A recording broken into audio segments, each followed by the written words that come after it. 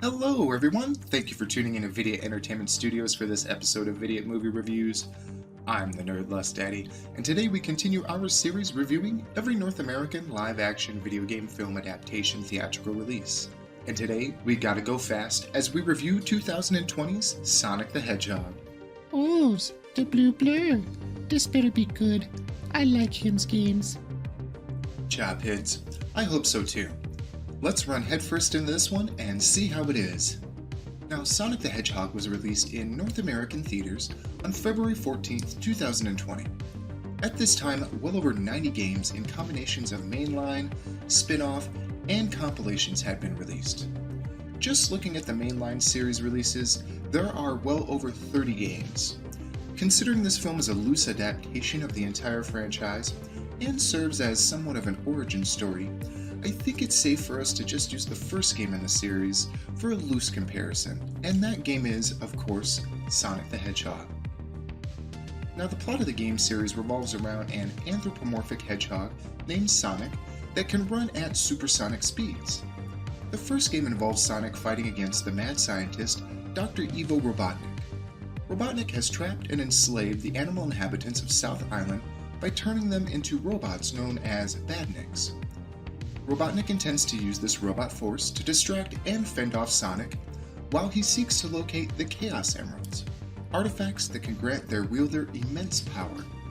Upon learning of Robotnik's plan and what has happened to the animals, Sonic races off to South Island to try and stop him. In the film, the plot also involves an anthropomorphic hedgehog named Sonic. Here, he has become a refugee from another world where he once lived and was mentored by an anthropomorphic owl named Longclaw. One day, Sonic is followed home by a group of aggressive echidnas who begin attacking Sonic and Longclaw in an attempt to capture Sonic. While Sonic and Longclaw are evading them, Longclaw tells Sonic that he is special and that many will seek to try and use him for his power. She gives him a bag full of rings that can open portals to other worlds, and upon using one of them, Longclaw sends Sonic off into it to find safety within a new world. Fast forward 10 years, and we find Sonic has been living on Earth in a town named Green Hills. Over the years, he has passed the time by watching the local sheriff, Tom Wachowski, and his wife Maddie, while looking upon them as friends, yet never revealing himself to them or anyone else. During an evening after watching a baseball game, Sonic decides to play baseball by himself. Upon completing an amazing play, cheering to everyone, and realizing he is all alone, he grows angry at his solitude and begins running around the baseball diamond as fast as he can.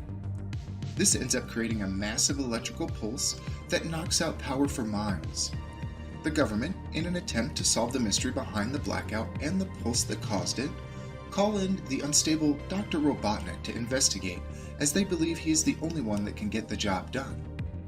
Through a series of events, Robotnik ends up learning of Sonic's existence and begins to seek him out to gain his power.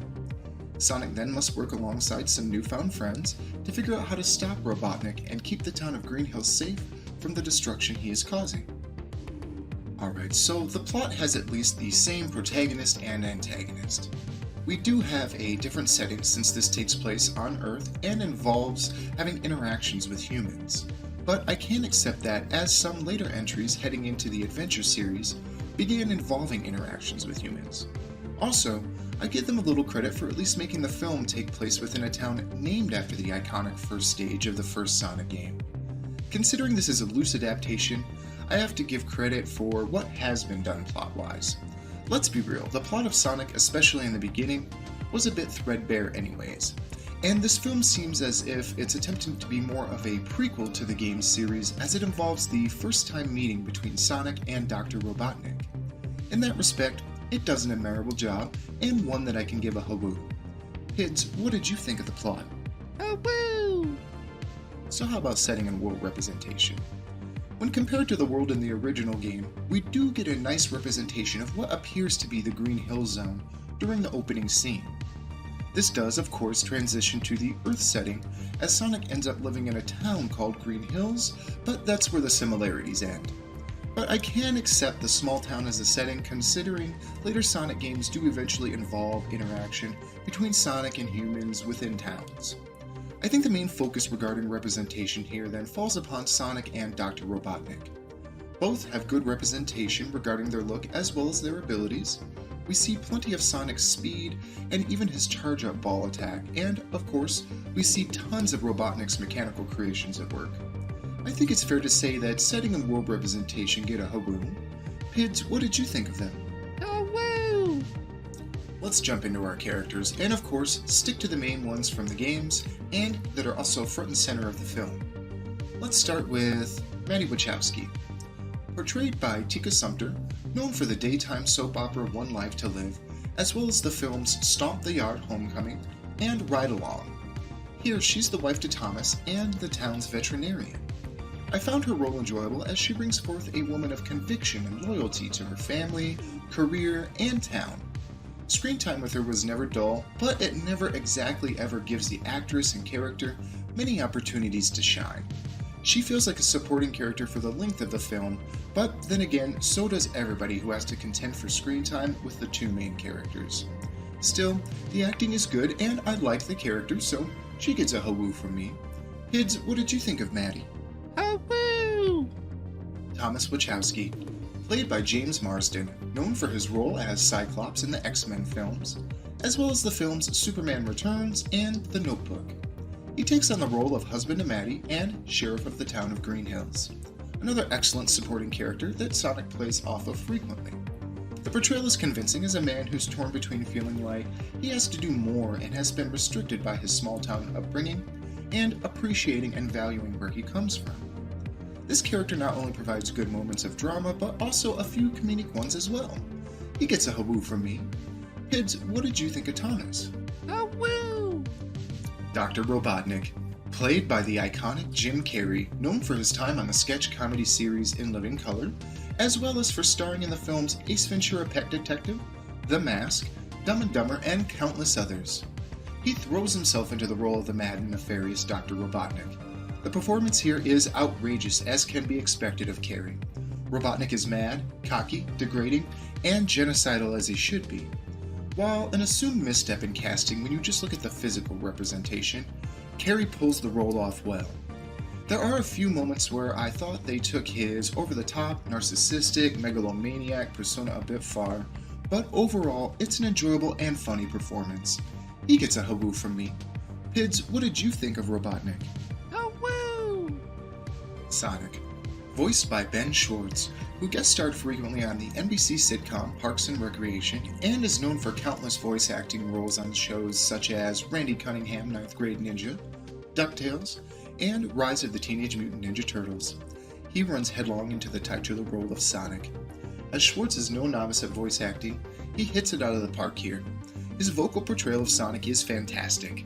He represents him as a naive yet kind and passionate young being who only seeks to be appreciated and look out for the town he calls home and for those he considers his friends.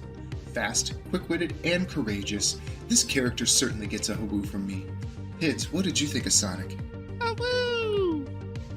Alright, let's jump into our final verdicts. While this is an original story that seems to be a bit of a prequel to the game series, it does an admirable job of creating an interesting plot that explains the origins of the rivalry between Sonic and Dr. Robotnik. Setting and world representation are done admirably as well, considering the jump directly to representations of Sonic interacting with humans. And speaking of Sonic, his and Dr. Robotnik's representations are very well done. Finally, the characters all have great actor representation that helps elevate this film above your average, family-targeted action-adventure comedy. Let's look to the Pidds first and see what he thinks. Pidds, what did you think of Sonic the Hedgehog? Hawoo! You said it, Pidds. This movie is quite exciting and funny, just entertaining all around. Carrey and Schwartz do most of the heavy lifting for this film, but they do it very well, and experiencing their performances alone is reason enough to check this film out. I can give this one an 8 out of 10. I highly recommend this film to both fans of the game series, as well as fans of action-adventure comedies. It's a wild ride that will have you engaged and laughing until the end. The Pidds and I want to thank you all for once again tuning into Vidiot Entertainment Studios for this episode of Vidiot Movie Reviews. If you enjoyed our video, please be sure to comment, like, subscribe, and share to show your support. And don't forget to also check us out and subscribe on Twitch, as well as follow us on Twitter.